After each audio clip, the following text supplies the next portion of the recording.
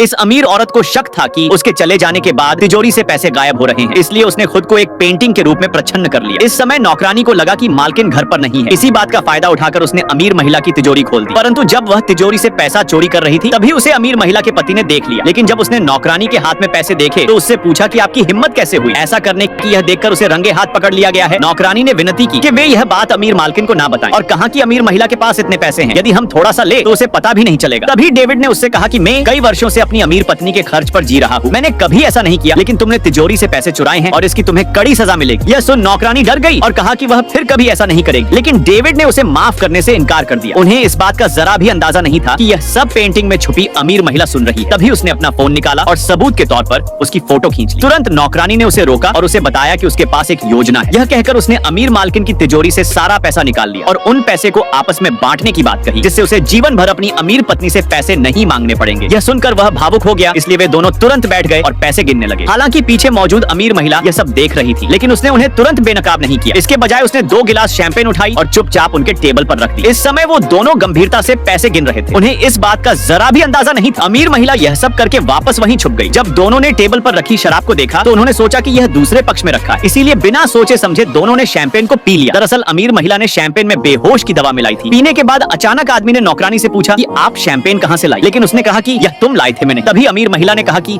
यह मैंने रखी है। अमीर महिला की आवाज सुन दोनों के होश उड़ गए।